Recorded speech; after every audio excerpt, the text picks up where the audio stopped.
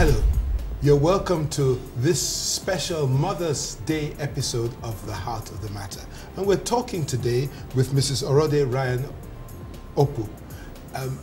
She has a foundation which is called Pink Pearl Foundation, which deals with women who have cancer, cervical or breast cancer, and she also deals with a lot of empowerment of women. So it's our great pleasure to talk with Orode. Orode, you're welcome to The Heart of the Matter. Thank you very much, sir.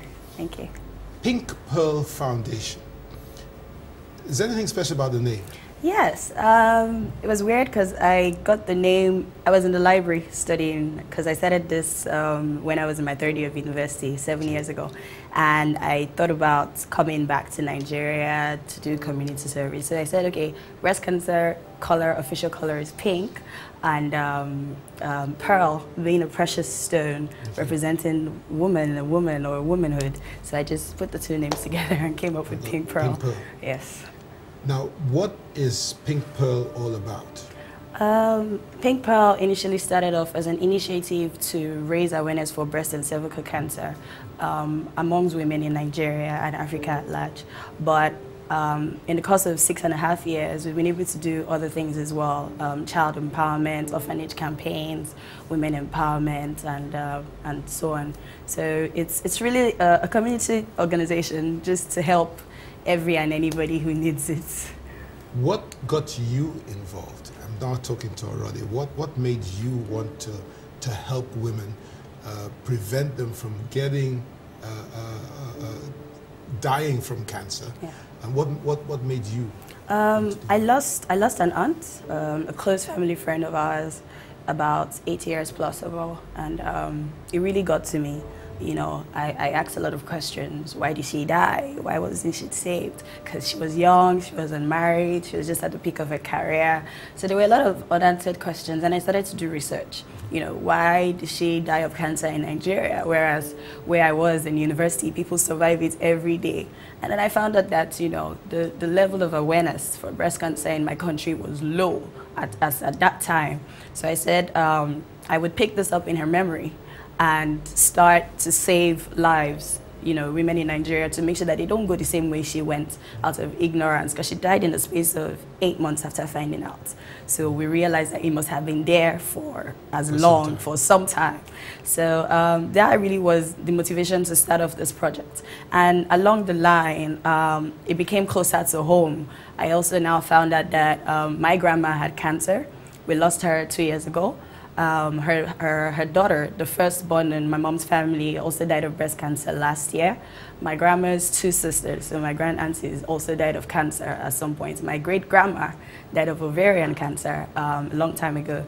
So it became really close to home for me. It became more like a fight of survival for me, and you know, and so that really keeps me going, knowing that I'm doing this not just as another NGO, but I'm fighting for survival, and I want other women to also be able to survive and not go through the pain that we've been through, losing our loved ones to this horrible, horrible disease. Okay. Now, you said that 7 years ago, or 8 years ago, when you lost your late aunt, the awareness was very low. Yes, it was. Have you detected a change in the levels of awareness over the years? Oh yes, it's been amazing. A lot of people are now focusing on breast and cervical cancer, or even cancer in general. A lot of people are becoming conscious. A lot of people are beginning to do screenings, are beginning to go get themselves checked. There's a lot of knowledge when it comes to breast and cervical cancer. I remember 8 years ago doing awareness campaigns, some women will tell you they've never ever heard of the word breast cancer before. But now I would proudly say that, yes, I walk to the market or I do campaigns in the market, and they'll say, yeah, madam, we've heard about it, but we want to know more. So the awareness level has indeed increased, because now we also have a lot of NGOs, a lot of individuals who are beginning to do campaigns when it comes to breast and cervical cancer. Now I understand that a person needn't die of cancer if it is picked at the very early stages. So what are the things that Pink Pearl Foundation does to be able to help people detect cancer when it is still possible to cure it? Okay. For every event we do, for every campaign we do, we offer free screenings. We started off with just offering breast free screenings because it was easier to handle, and then we gradually introduced cervical, pap smear screenings for cervical cancer. We've done over 55 events in the past 5 years, and for each of those events, we do free screenings for the women. If we do find that it's unusual or there's something going on, we now refer them. Our doctors now take over from that and say, okay, come back for proper, follow-up and all that. So we do free screenings to make sure that the message of early detection is captured and is properly addressed. So what are the signs, restricting ourselves to the 2 cancers that you specialize in? Yes. What are the signs, the early signs that the person has breast or cervical cancer? Breast cancer is really dangerous because sometimes it doesn't give you an obvious sign, but some signs you will see is swelling of one breast, one breast becoming bigger than the other one, or discharge, especially if you're not breastfeeding a child, you begin to see weird discharge. And then some people get skin puckering, like an orange. You begin to see like holes all around your skin. Sometimes it can be the redness of the skin. Some people, nothing might even show. That's how dangerous it can be for breast cancer. Some people, you might not see anything until you do like proper examination before you find something. For cervical cancer, discharge, abnormal discharge or orderly discharge, or you begin to feel pains when there's nothing wrong, you start feeling weird pains. So these are like the basic early signs that you find. For breast cancer as well, if you do something we call the breast self-examination, BSE for short, and you find that there's some funny lump, something feeling weird in either of your breasts, that can be an alarm for you to go and get further screening. So the thing is regular screening. Regular screening. For breast cancer. Yes. Now, women Women for breast cancer, because now we're beginning to find that younger ladies are getting affected from age 19, as the youngest 19. So we'll say from 19 to about 39. From 19 to any age, you have to do your breast self-examination regularly. But you're advised to do mammogram from age 40 and above once a year, just because of the radiation. That's why they say if you're older, if you're younger than 40, you're not advised to do a mammogram. To take it further, some people would do an ultrasound screening because there can be some lumps that are hidden, that you can't see with just your breast self-examination. And what about a blood test? Will that detect? No, not really. It has to be a breast screening, yeah. Okay, and then the cervical cancer. The cervical cancer, so you have to do... that can be prevented. That can be prevented.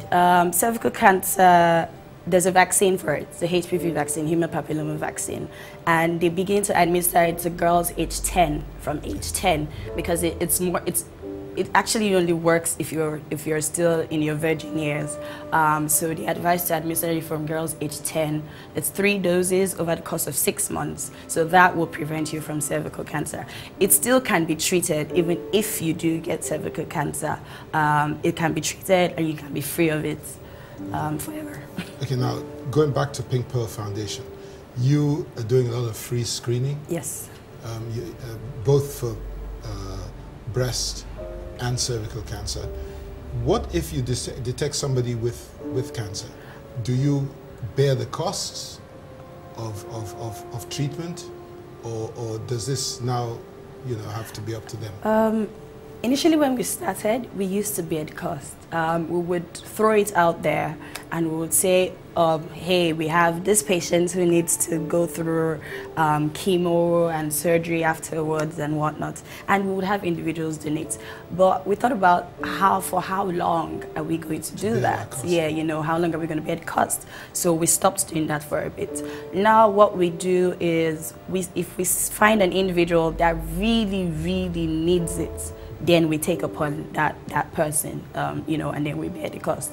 But we just had to go back to the drawing board and focus more on the awareness. It also would save us, you know, the victim even getting to that stage in the first place where they would, you know, so we focus more on the awareness campaigns now. Okay, what other things do you do to promote awareness? Breast cancer and cervical cancer awareness. Yeah. Oh, we do, we do secondary school tours, university tours, we do market campaigns. We've been to over 6-7 states across Nigeria. We've also been to Cameroon. We've done some programs in South Africa. We do a lot of things, rallies, concerts, a lot of things. Church campaigns, we go to churches as well. Yes. Oh, great. Okay, we'll be back in a moment. We're just going to take a short break. And we'll be back where we're still talking to Orode about the Pink Pearl Foundation. So stay tuned to the Heart of the Matter. Watch your favorite Heart of the Matter episodes online at www.theheartofthematter.tv. Also check out exciting behind the scenes photos. Leave your comments and like us on Facebook.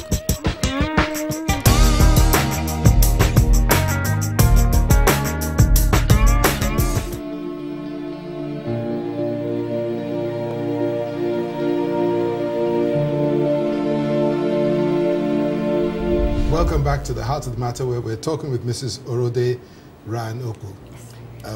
She runs a foundation which specializes in helping women with cancer. Orode, apart from helping women who have cancer or who could have cancer without knowing it, or preventing cancer from destroying lives, you also have a women empowerment arm. And you also said children empowerment as well. Yes. I'd like you to talk about the empowerment side of your foundation. Okay, I'll start with the children empowerment. We started something about 4 years ago, 2010 to be precise, where we decided to, I'd always been patron to some orphanages, but I wanted to take it a step further. We decided to do this thing we call the giveaway in partnership with Okin Events Limited, Nigeria. So in 2010, we had about 300 orphans from different places in Lagos, different orphanage homes in Lagos. So we do get like new items, used items from the public, different things, books, clothes, food items, and then we give to these kids. The next year, we went a step further. We went to Ajegunle. We had over 6,000 children. It was an amazing outreach. You know, we gave them things. We did the same thing, spread the gospel, because my partner is a pastor's wife, so we always put that in. And then we now had a third one. We went to Little Saints Orphanage, where we did the same thing. So that's the children empowerment side. We're actually having one again next month in April to celebrate Easter in Warri. So when you're empowering children, yeah, it's more about giving them things that will empower their lives. Yes, that would You're empower not their teaching lives. them anything. No, in terms of school, Yeah. no, we're not doing that specifically. But this year, however, we've decided to do something called the Trust Fund Project, where we would pick a child and we would open a trust fund for that child. Okay. So from whatever level of education that child is right now till university. So every month the foundation would put in an amount of money, and then also Do you invite other people open it to individuals out as well, to put in an amount of money into that child's trust fund that would be able to take the child from whatever level of education they are now till And the who level of manages university. the fund? The orphanage or you? We would manage the funds until the child gets to a certain age, and then make them know that this is your school fees fund. It's not for play. So yes, that's something we're introducing this year in the Children Empowerment Project. Okay. And then Women. Women empowerment. We started this last year, February. we realized that a lot of places where we go to, the excuse that women give you why they're not getting screened is that they don't have the funds, because it is actually expensive to go and do a mammogram or to go and do a pap smear. So I said, you know what, let me do something that would make these women not give me an excuse. Can I just interject? In many countries, yes, the state bears the responsibility for cervical cancer screening, yeah, and for mammograms and so on. Don't you think that ought to be the case in Nigeria as well? It should be. But I think the issue of cancer, this topic itself is fairly new to us here. I would say 20 years ago, nobody was really even talking about cancer. So for us, I always believe that, or I believe that with time, they would actually start being more sensitive to cancer. Yeah, but until then, we'll be doing the little that we can to help these women. So we started off the school in Delta, and we trained them, last year we trained them in 6 different courses. So there was the industrial production class. Those are the people who make like soaps and Dettol and detergents. There was the catering class. There was the tailoring. There was the bead making class, the accessory class. So we trained them in all these skills over the course of 4 months. And then after that, we now gave them starter packs. So each student gets what they need for their particular, yes, to get started. And then we did an exhibition. So a couple of the state's government officials came. So the state decided to now partner with us, because they have Justice State has a microcredit finance scheme that they've been doing for years. So they partnered with us for these women, and then after getting their starter packs, they get loans from the states to also help improve their business. So last year we had about 105 alumni, but this year we decided to narrow it down to make it more effective. So we have only 80 women this year. We had a lot of people apply, but we cut it down to 80 so that we can make it more effective. And then we also introduced more things this year.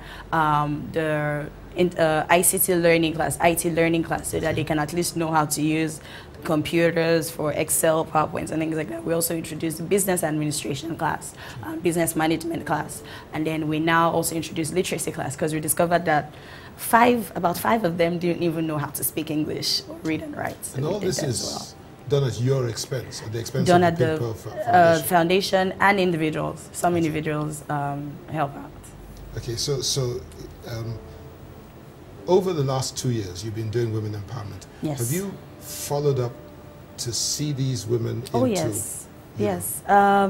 What are your success stories? Amazing. In fact, on March 8th, we had an International Women's Day seminar in Delta, where we had the likes of Dr. Ngozi Okonjo-Iweala, Wumi Williams, a couple of speakers who came to speak to these women. We always follow them up. That's part of what we do, to know how much they progressed. In fact, some of our alumni for last year are our facilitators for this year. Yes, it's pretty amazing. In fact, the one who is taking the industrial class, she said that from her graduation till now, she has taught over 25 more people. Her whole family does the business now. So it's pretty amazing. This last time I also went to visit them secretly. They didn't know I was coming, to just see the progress. So we do keep up with them to make sure that they didn't just take the starter packs and, you know, they're actually doing business and making some money. And it's been amazing. Okay, now for somebody who's watching, yes, and wants to get empowered, what are the criteria? What are you looking for? You know, you said a number of people applied, but you could only take 80 this year. Yeah. We really were looking at people who were less privileged. Yeah. A lot of the people we got are, I mean, some of my students are people who live under the bridge. There's a lady who lives under the bridge with her 3 kids, you know. There's one, she's 29, she has 5 children, 3 of them are not in school, her husband is dead. A lot of them are also widows, or women who their husbands ran away. Last year, there was a woman who her husband just, you know, left her with her 2 children and went for about 8 years. You know, she didn't have any means of survival. Now I hear he's back, you know. I guess, exactly, now that she has something doing. So a lot of them are women who are coming from such a very terrible situation, terrible backgrounds. That's why we cut them off, because this year I interviewed myself personally. You know, a couple of them came with BlackBerry phones, and I'm like, you don't need this project if you have a BlackBerry phone. So you have to be really, really needy. Now, It was Mother's Day just last week, Sunday. So what are your thoughts on Mother's Day, particularly since you are ministering to women most of the time? Mother's Day is always very interesting for me, or it just became more interesting since I had my own child. It's a day to celebrate women. Women do so much in the society, and that's why I take it as a passion to empower them. I grew up with a God-fearing mother. I grew up with a woman who was always on her knees 24/7. I saw how much she had to struggle, you know, being a mom, being a working wife and all that, to make sure that her home was intact. So Mother's Day for me is just that day to, I mean, every day should be Mother's Day, but that particular day is just that day to say, you know what, thank you, Mom, or thank you, women, for all you do for the society. I mean, my women empowerment school, a couple of them who come, you see them with their kids on their back coming to school. We now had to open a mini creche for the children, you know, coming with their kids, struggling, ensuring that the home is okay, the kids are happy and fine. So women go through a lot to make sure that the society is the way it should be. So I believe Mother's Day is the day to just say, thank you, women, for your countless efforts and all you do. Yeah, one of the challenges is most of the time it's women saying thank you to women. Where are the men? That's a good point. That's a very good point. Men ought to be thankful too. Yes, yes, you know, yes. What else about Mother's Day? I mean, you know, my take is that a mother is not just the woman that has a child. Yes. God created every woman to have a child. Yes. And there are some who, for one reason or the other, have not yet had a child. What would you say to them? The fact that you don't have your own biological child doesn't make you less of a mom. My mom always says this thing, my neighbor's child is my child. You know, if I see my neighbor's child doing something wrong, I will not say, oh, because... But that used to be, I mean, in the past, we used to say it was the village that brought up the child. But yes. Now, nobody wants anybody to tell their children off. Well, true, that's true. But some people still have that. I think it was good. I think it's a great way of training kids. It's being a woman alone makes you a nurturer, whether or not you have children. Just being a woman alone makes you a nurturer, makes you a builder, makes you, referring to Proverbs 31 women, makes you everything that chapter has to say. So it's not a thing of you don't have a biological child, so you can't celebrate Mother's Day. Mother's Day is for every woman, everybody, every woman, and you might not have one now. But give God some time, you know, it will come true. I have two testimonies. I have two aunties, one from my mom, one from my dad's side. One is 23 years after her marriage, she had a child. The other was 18 years after her marriage, she eventually had a child. So I never lose hope when it comes to things like that. God will come through. Another thing about women that I think is this, that men don't have wombs. No. So only a woman can give birth. Yes, exactly. And not just to children. Women birth things a lot better than men birth things. Yes. Yes. You know, sometimes getting the message across to the men can be a problem. I was at a meeting recently where we're talking about parenting, and 90% of the audience were women. So I said, where are the men? Do they think that they're not part of raising children? Do they think it is enough to pay the bills and that's it? Because that's where most of the African men are, and you know. But thank God there are men that are becoming aware now, and they're beginning to step up to the plate. Yeah. Okay. Living Funeral. Oh yeah. What is a Living Funeral? Living Funeral is a movie that I did with a team last year to help promote breast cancer awareness. Okay. It's a 20-minute short film. We took about 10 months to produce, and since It's not fully out in the public because it's in festivals. We're trying to promote it in different festivals. We actually just got official selection for Pan-African Festival in Los Angeles. We also got 8 nominations at the recent African Magic Viewers Choice Awards. So I don't want always, I've been in the entertainment industry forever. So this time I wanted to do something in the movie world instead of music, something that people would see and know how sensitive. Could get an Oscar as well. Amen.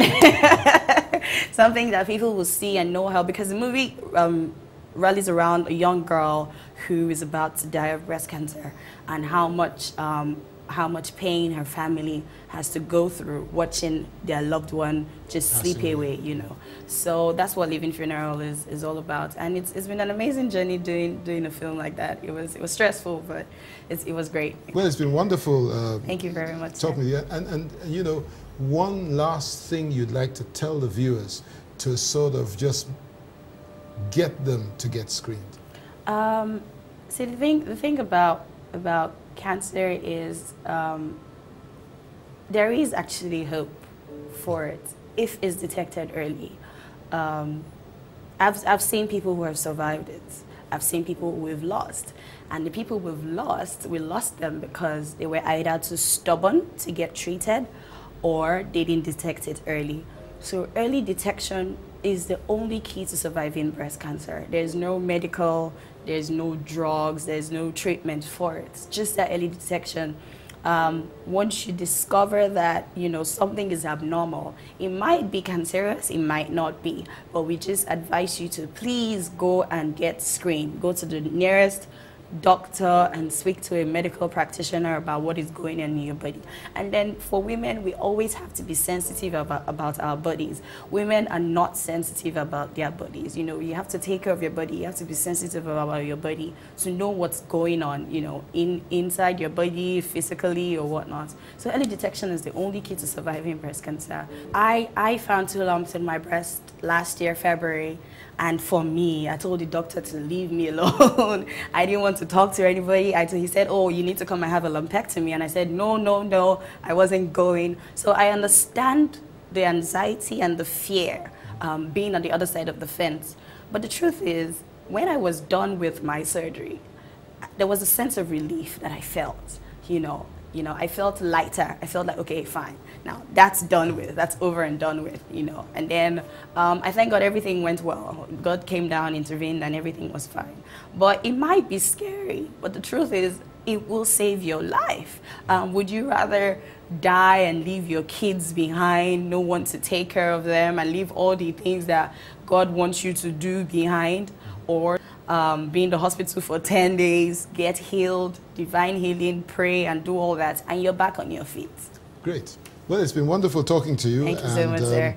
We surely will look forward to hearing from you at some point in the future to give us more of your success stories. Yes. Viewers, you can always get in touch with the Pink Pearl Foundation. All the contact details will be up on the screen, and I'm sure they'll be waiting there to help you, to help anybody you want to help with screening. We'll be back next week with another episode of The Matter. So until then, stay blessed.